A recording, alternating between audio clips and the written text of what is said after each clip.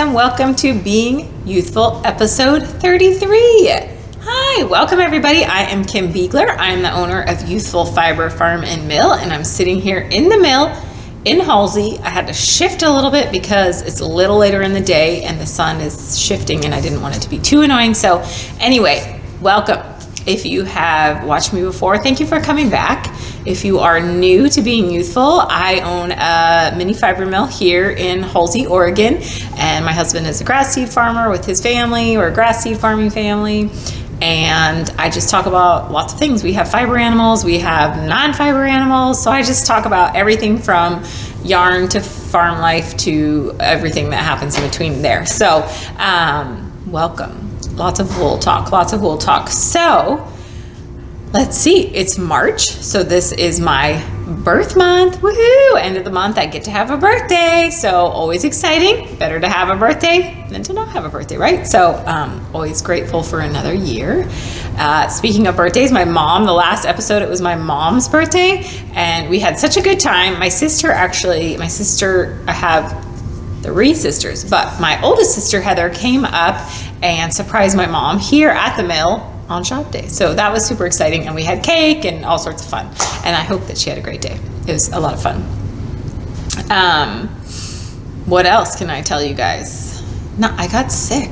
What? Not COVID. I tested twice, once in the beginning, once after just a couple of extra days just to make sure, but I guess I just had a cold. It's also crazy allergy time here in this area. The trees are starting to bud, and that is my downfall with allergies. So on top of fighting the allergies, I had a cold, and it took me a bit to kick. I'm also not great about slowing down.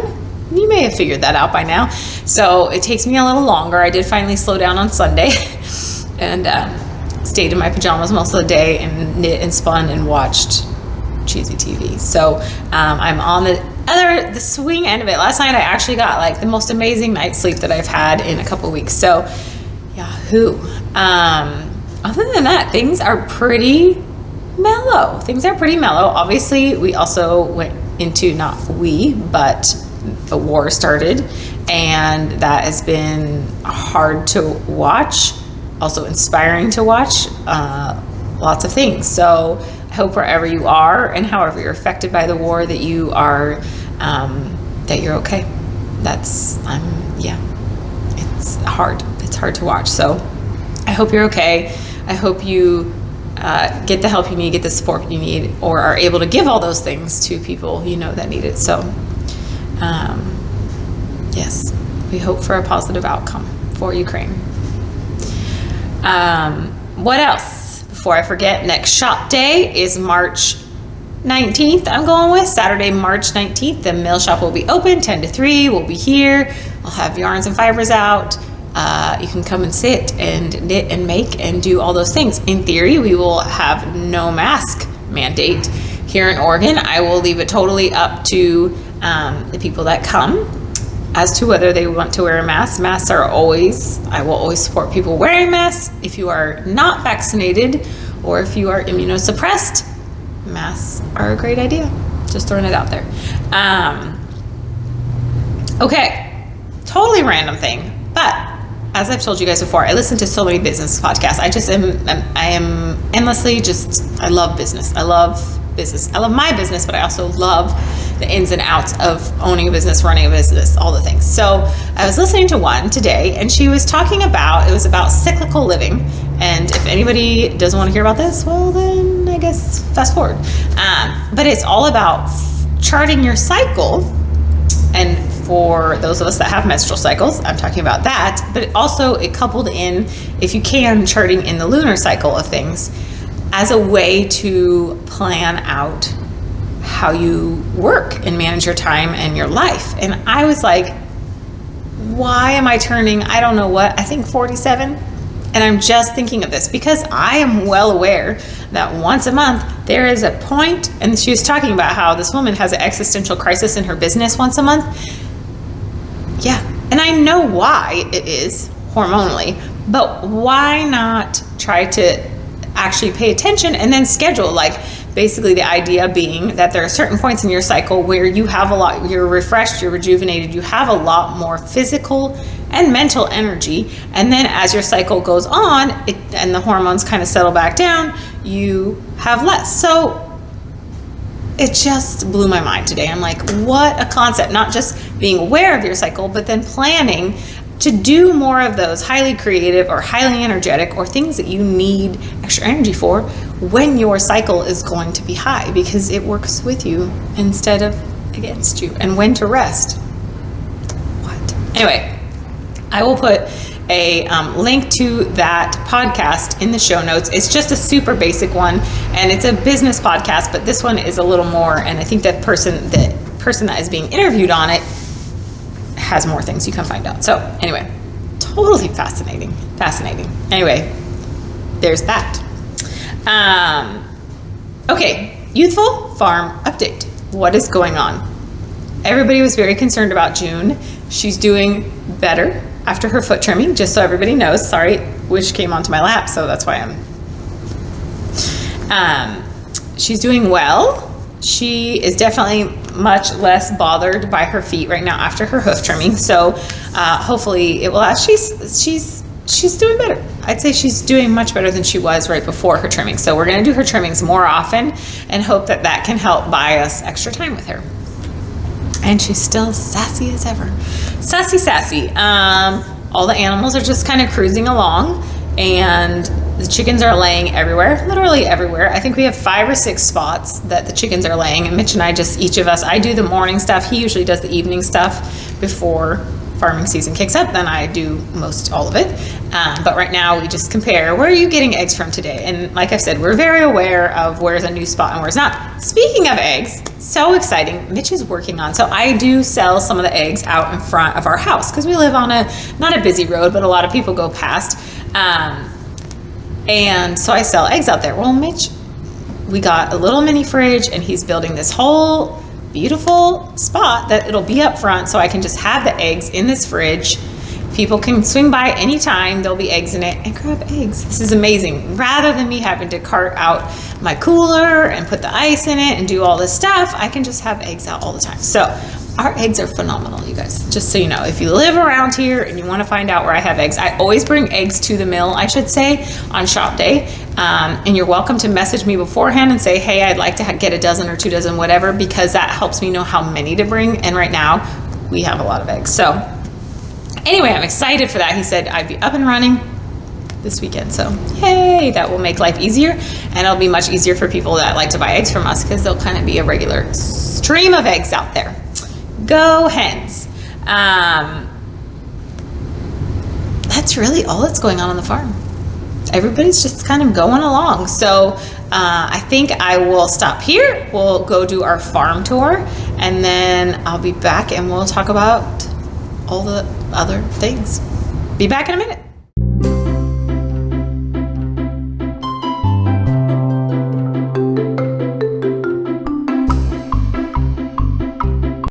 Okay guys, it is farm tour time, and I might have to do this in bits of morning and afternoon because I'm carrying a lot of stuff and I got increasing amount of animals to feed. So I'm gonna flip you. Can you hear the sheep? They're so hungry. All right, be ready for the flip. So, hens and roosters.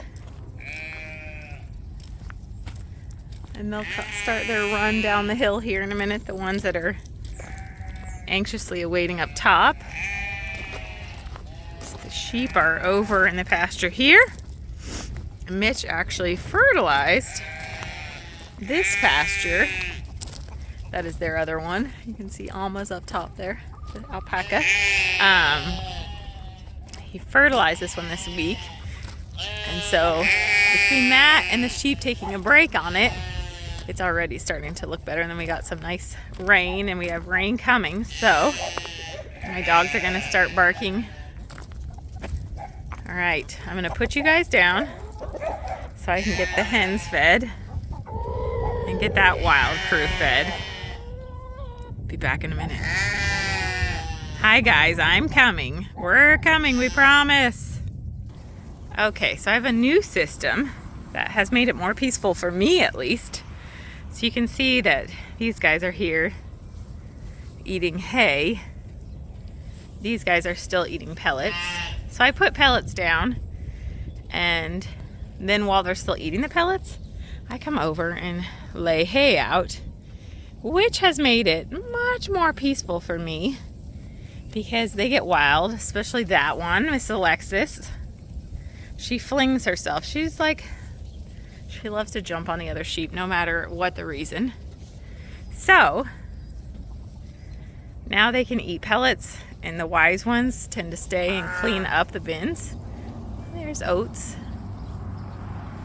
Because there's always kibble left in there, but they get so excited when they realize there's hay also, they can't decide what to do. So, what is it? That's Taraji choking on some hay.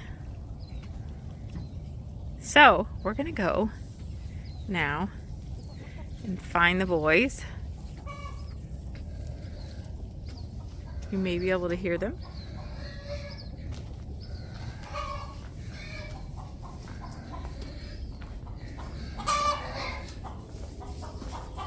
Boys, I'm coming.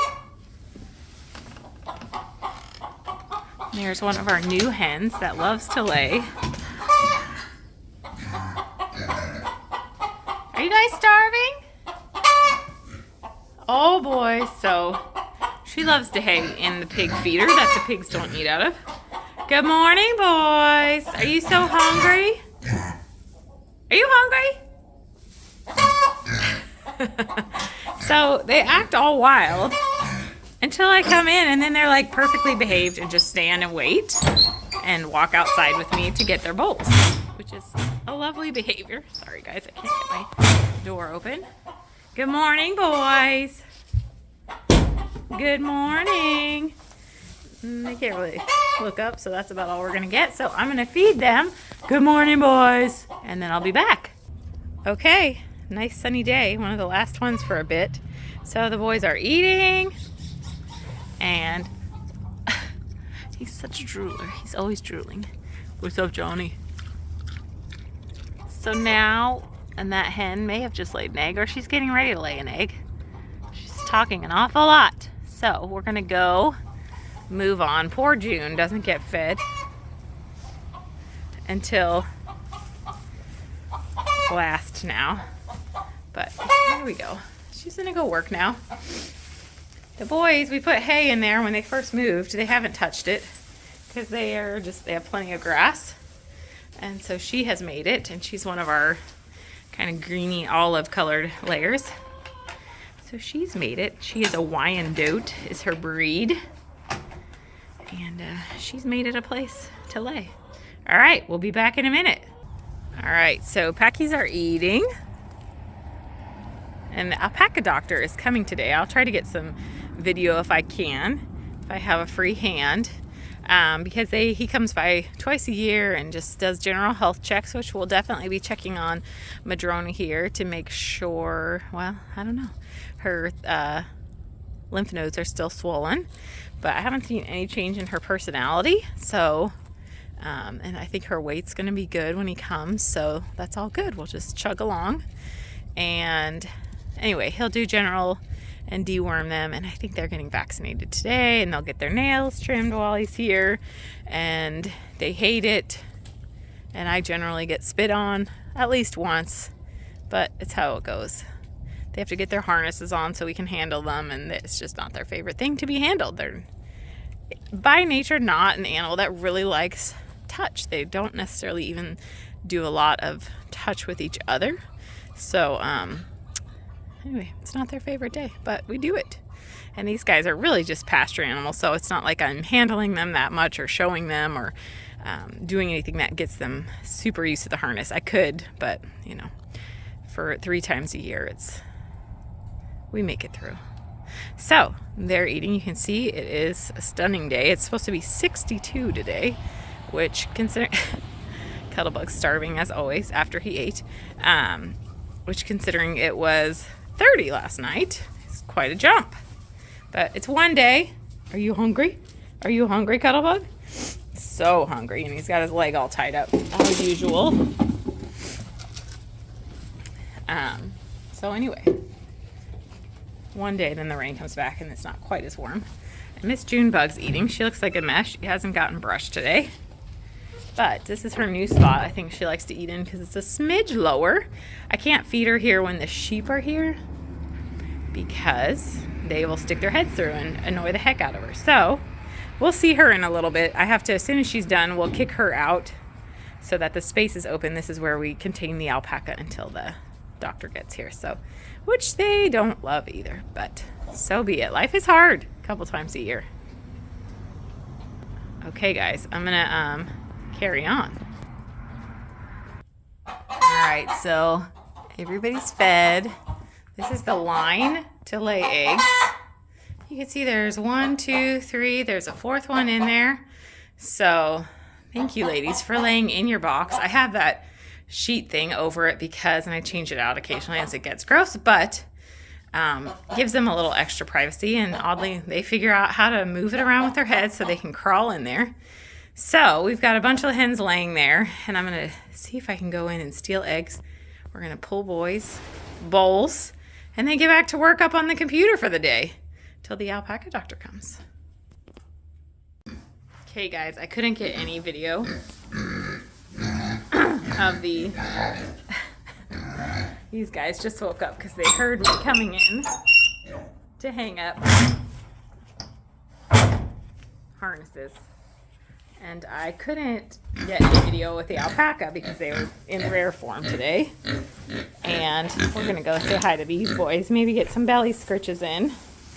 And we'll go back and say hi one more time to June and the alpaca since we didn't get to see them a ton this morning. And hi, boys. What's going on? You want some belly scratches? We'll see if we can get some good scritches in. Anyway, the alpaca were confined for a couple hours, which generally we don't have to do, but Mitch had to go to work. So, hey boys, I'm going to scratch. I put gloves on just because they are so, you can see, hold on a sec. They are, so not tactile.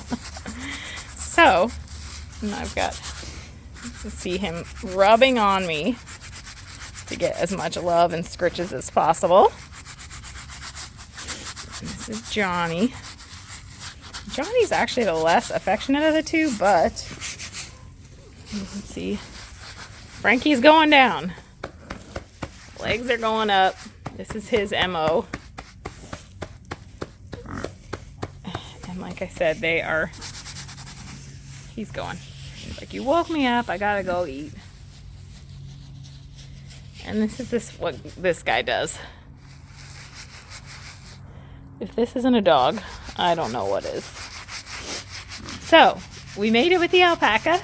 They're back out. We'll go say hi to them before we end the farm tour. I'm going to sit here for a few minutes with Piggy and give him some belly rubs. And then we'll get back to the mill.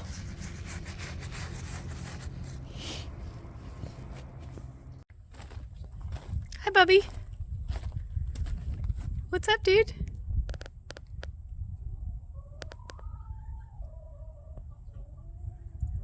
Well, you just look pretty. Right, here's all the pain in the boots. So they did not like being confined. Usually Mitch is home and we can just run them in right as the alpaca doctor is on his way.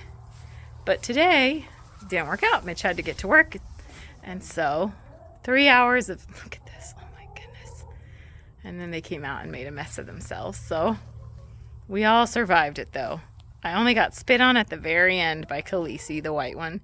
She's the most ill-behaved. And Madrona, it looks like he could feel a little lump in her lymph node, but no growth on it. It didn't feel any bigger, so that's great. We're just going to keep chugging. We'll go say hi to Junebug real quick. Hi, Junebug. She's like, thank you for getting those guys out of my pen because they were locked in her pen. So, hi, baby girl. How you doing? Oh my goodness. She says, I'm busy eating. So, anyway, I think we've caught up with everybody. And it is a gorgeous day, so I'm gonna leave everybody just to bask in the sun. And we'll get back to the mill. I actually do have to go to the mill now, so we'll get back to the mill and I'll go back to the mill. Cuddlebug's coming to say goodbye. Bye, everyone. Yay, farm tour. Sassy animals I've got. So I'm gonna stand up really quick because first thing of things I've been working on, I have a finished sweater and Wish is just about to get all comfy. So I better stand up quick and show you guys my finished sweater. Voila. So there it is, all finished up. So this is the Georgetown by Hannah Fettig. I love it, and I love it. There you go. And I could pull this up. I'm wearing a shirt underneath, a black shirt, which will forever probably have mohair on it moving forward. But I want to get back in the right place here. So it's done. So I love it though. It's a fantastic pattern. This is the second sweater I've done by Hannah Fettig, and I highly recommend her patterns. And I can, anyway, when I'm not wearing a long sleeve sweater or shirt, I can arrange it a little bit better. But it's hand spun.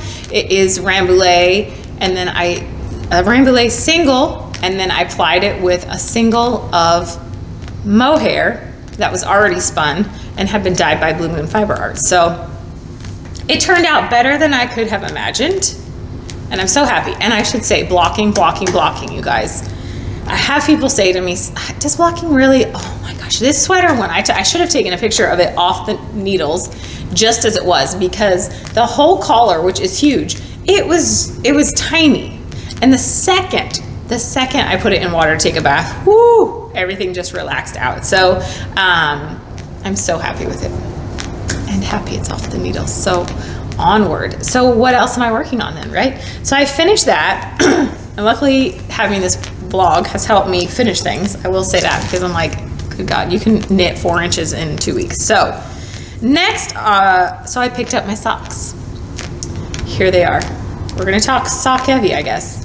So I am making some serious progress now. I'm just like, why did I put these down? We've talked about why we put things down, I think, a million times, but I am about, I think, 4 inches in or so, and I need to do 8 or so total before I start to do the toes. So these are the Meerschaum socks. I'll put the links kind of always in the notes, but our Prineville yarn, woolen mohair, amazing.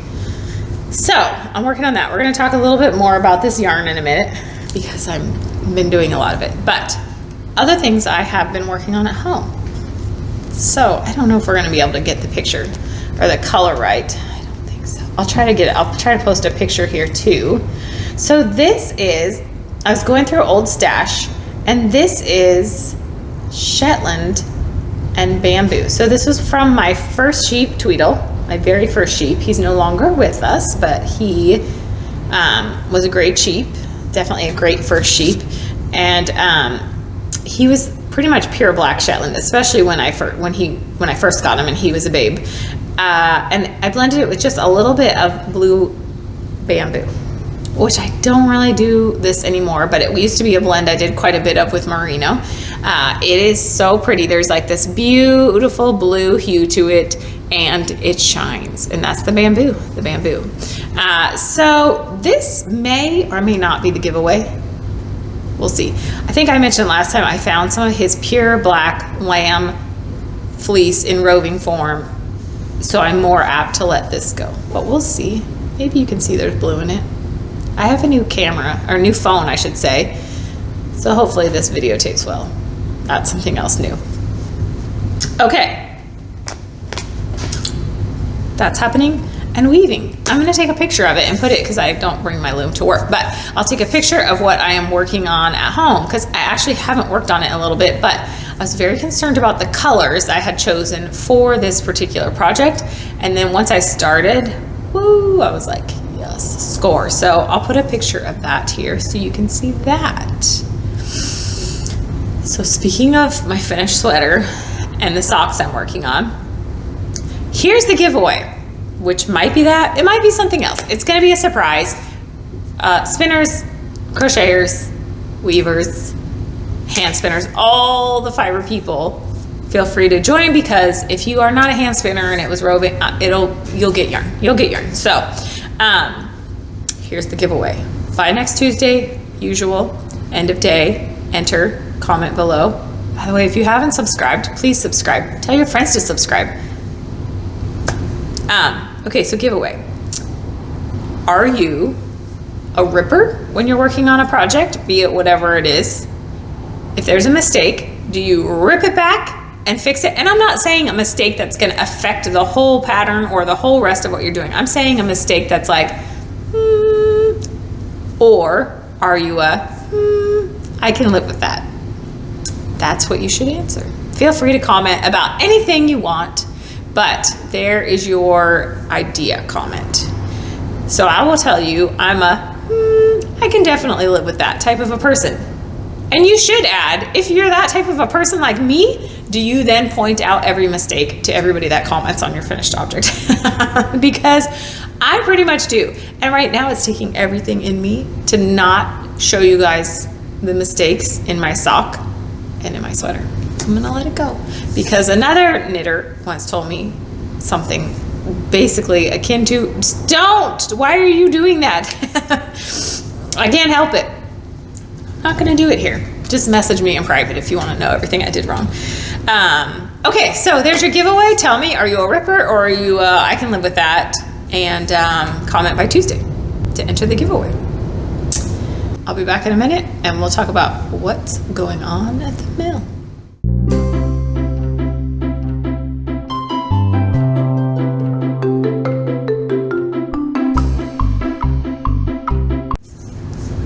Okay, time for what's going on at the mill. I hope that last video about the separation made sense to you. Like I said, every mill processes things differently. Every mill has different equipment. Every mill preps their fiber differently as far as the soaps they use, the pickers they use, how they pick, just everything. So this fiber went really well at my mill and I was quite happy. So speaking of that fiber, if for some reason you have not seen this and you are in Fiber Club, look away. But here is this fiber. So like I said, it's a merino. I think most of the fleeces were 50 to 75% merino. My neighbor's driving by. Rommeldale, which one day I need to talk about Rommeldale with you guys. If you have not spun or knitted with Rommeldale, I would try. Rommeldale is a fine wool. It is my preferred over merino. That's just my preference, but it's not as easy to get your hands on, but it is definitely an undervalued wool. It is absolutely stunning. So this wool is beautiful. There's actually at this moment 2 of these left. They're not going to all be the same shade of gray, but there's 2 bumps of these left. So if they're still there, I would grab them up. I don't do tons and tons of fine wool. I've talked about why. We basically just don't grow as much fine wool here in Oregon, but woo, absolutely stunning. So if they're still there, I would grab one up. Okay, so there's that. What else is going on at the mill? I'm gonna answer a quick viewer question, and I think I've answered this before, but I know that if you've just found me, you're probably not going to go back and watch the whole year's worth of vlogs. So sometimes I never repeat myself. For you guys that have been with me the whole time, I apologize, but maybe you've forgotten. It'll make sense again. Or like this person said, maybe I have explained it and it just didn't stick with her. So somebody asked what kind of yarn I put out, woolen or worsted yarn. Meaning when you buy yarn from me, is it woolen spun or worsted spun? So technically my yarn, all the Ewethful yarns are a semi-worsted yarn. And the brief reason why is because when I take the wool from the carder, it goes into that draw frame that we've seen before, and I believe you'll see in this video. The draw frame further aligns the fibers off of the carder, therein making it a semi-worsted yarn. If I took the roving straight from the carder, it would be a woolen yarn. because the fibers are not super parallel and you're just adding the twist there, right? Now there is some play into it as far as how the fiber is spun, but we're gonna keep it to basics for right now. So technically when you buy yarn from me, so it came off the carder and went through the draw frame, then it gets spun, making it a semi-worsted. A woolen would be if I took the roving off of the carder, spun it. That's a woolen spun yarn. A full worsted yarn is going to come from fiber that has been combed. And I've talked about combed fiber, but usually you get it, like a lot of times it looks like a braid, or it looks like it's very kind of thick.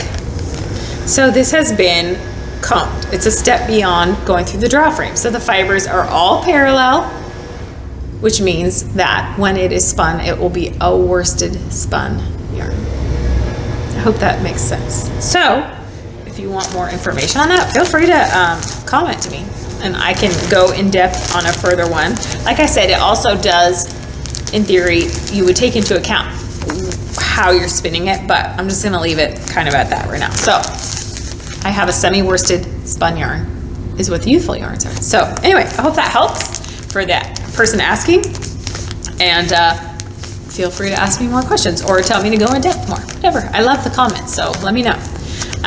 Or email me and say, hey, I have more questions. And usually I'll give you a brief answer via email, and then I'll try to go more in depth on here for everybody. So, okay. Other things going on at the mill. Next episode, I'm going to show you guys the pattern that came out that my friend Wendy designed. If you were on social media, you may have seen little blips of it in my stories. So I'm gonna have that with me next week. The reason I'm holding off is because I wanted to make a little bit more yarn, so there's more yarn to purchase in case you want to get the pattern and get the yarn. It's made from our Halsey yarn. It's stunning. It's a shawlette. It's a fun knit, and it takes one skein of our Halsey yarn. So hurrah! Yarn Club. I'm also working on Yarn Club. So if you're in Yarn Club, spoiler, in the upcoming mill videos, you won't see the finished yarn, but you will see it going through some of the processing stages. So you'll get an idea, and you'll know the yarn if you know my yarns.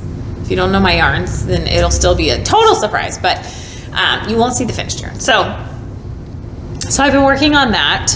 I have also been working on Prineville, which I talked about in the last one. So it's our wool mohair blend. I designed it for socks.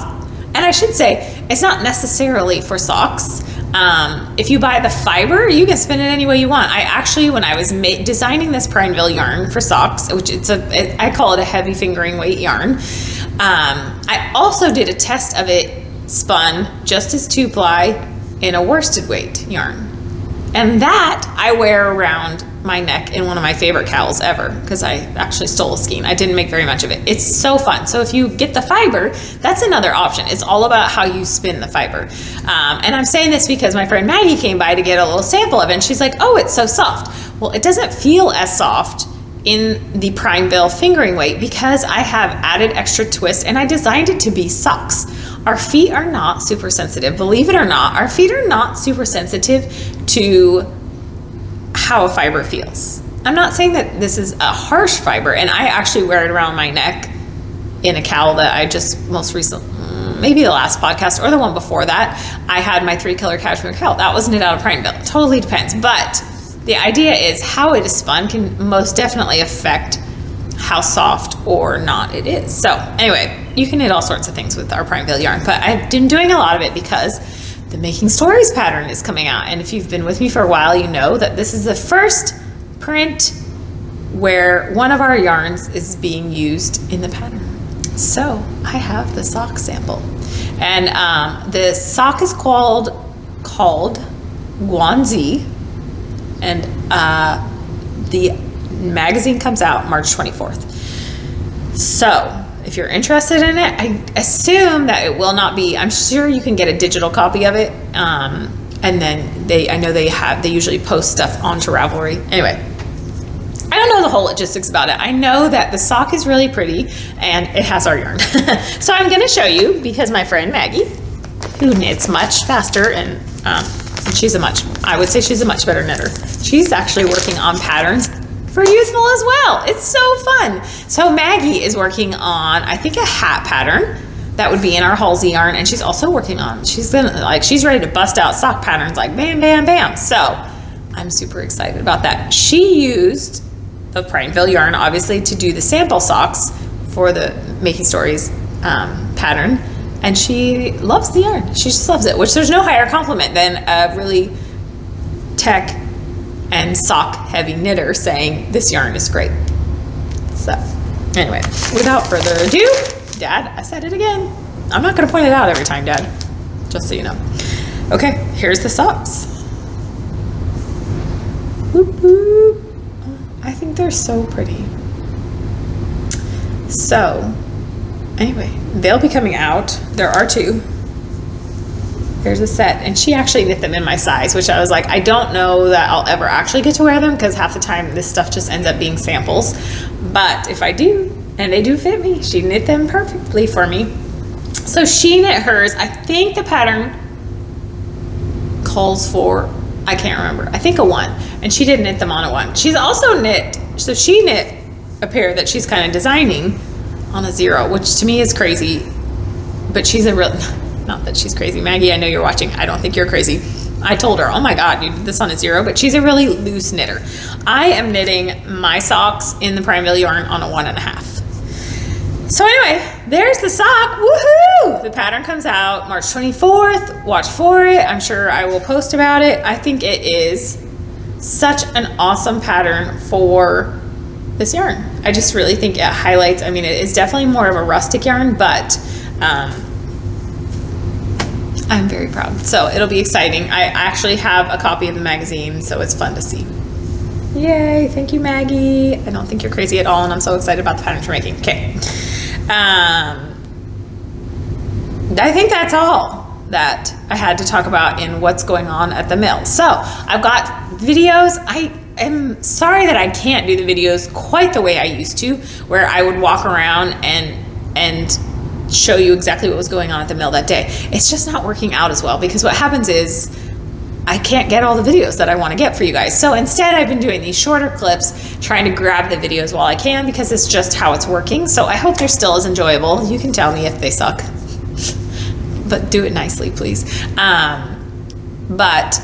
It's just how it is. It's just how it works out better for me to be able to get lots of clips of all the different things I work on throughout the 2 weeks from the time I see you. So anyway, let's go ahead. We'll see what's going on at the mill. Like I said, if you don't want to have any idea what the Yarn Club yarn is, then stop watching here. Yarn Club yarn's going out. It should be really hitting the mail hard on Monday. So it's coming, guys. It's coming. Thank you for your patience. I got with family in town and then getting sick. I was just at a slower pace. So, and I'm trying not to stress the heck out of myself. So it's coming, but don't watch this if you don't want to have any idea. I'll see you guys in a minute. Okay guys, so we're working on Fiber Club. This is kind of the end. And you can see how lovely it is. It was all kind of a mix of grays and browns, really dark browns I should say. So, and I'm feeding it pretty light because it is a fine wool. This is, it was a high percentage merino with Romeldale and a tiny smidge of BFL in some of the fleeces. And these are all mixed up, so let me pull that. Ooh, wrong way. There you go. Sorry, new phone. So it is going in, and I have it running faster, the carder, a little bit faster than normal, because that allows it to stretch out that tight crimp that is in the fine wools. So Wish just came flying in the door. She loves to do that. And we'll travel through and see how it looks coming out the other end. I've been so happy with it. Close in there. It is so stunning and so soft. All right, guys, onward.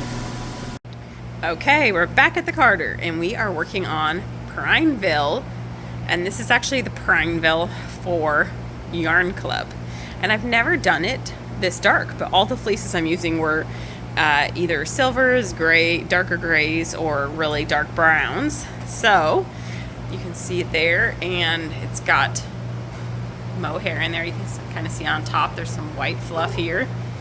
And that's some bits of mohair there. And I use mostly gray, but a little bit of white mohair in this also. So we're going to go around and start the machine up and pull it out, and we'll see what our darkest Prineville yet looks like. Okay, I'm going to start the button and then hopefully be able to get over to pull out my lead here. There she comes. Every time I do this fiber, it is always a joy. And I'll actually let the first bit of this run through, and then I will, just so that it evens out, so I'll let a pass go through, and then we'll actually start charting how long the fiber is coming out, just so I can make sure I'm getting an even roving. Okay, see you in a minute. Okay guys, so we're here at the draw frame, and what's going on here is that we've seen this before, and this is the same, this is Prineville, but basically this is just evening out and making the fibers more parallel, like evening out our rovings that are going through, and also it's combing a little bit, so it's making the fibers a little bit more parallel. So, two things that people asked me. One is, what kind of yarn do I spin here, as in woolen or worsted? So just briefly, I'll say here, because it comes off of the carder and it goes through the draw frame here, the yarns you get from me are a semi-worsted, and I'll talk about that a little bit more in the video, but they are a semi-worsted yarn. And somebody else asked me, what do I do different if I'm processing to spin the yarn here versus processing for hand spinners? And there really isn't any big difference that I do. The main difference would be here. Most of the time I do not run stuff through the draw frame if it's for hand spinners, because most of the time it doesn't need it. Now for my Romney alpaca silk, a lot of times I do run that through just to blend the fibers a little bit more. But otherwise, as hand spinners, we can manipulate the fiber, so it doesn't need to be perfect. The other thing, which I'm going to close this and walk away and show you, the only other thing that I do different between the fibers for hand spinners and for my commercial spinner is that, and we'll walk over to the carder, when I'm doing yarn, I generally am putting less fiber on the carder. So these are feeds. I have these blue lines, so there's another blue line that's underneath here. So I weigh out how much fiber is going into the carder at a time. For yarn, I do less, generally speaking, because I'm trying to get a thinner roving for going through the draw frame and then going to the spinner. For hand spinners, I can pile a lot more fiber on here because it doesn't necessarily matter how thick or thin the roving is. So those are kind of the two big differences of how, I guess. Really, there isn't a big difference in the rovings for hand spinners or for when I'm spinning hair. So, but those are the kind of minute differences. And I think that's it. All right, see you guys in a minute.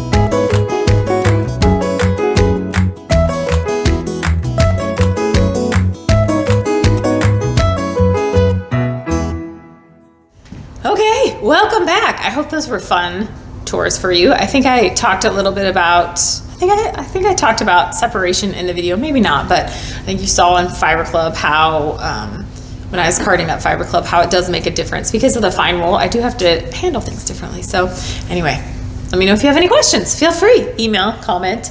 I did forget one thing to show you, and then I'll stop talking about Prineville until I see you in 2 weeks, and probably I'll talk about the Prineville yarn again. But for our hand spinners, I am putting up a little bit, and there'll be more coming, but there is some roving that is going up, and like I said, it's a wool mohair. This is a dark color.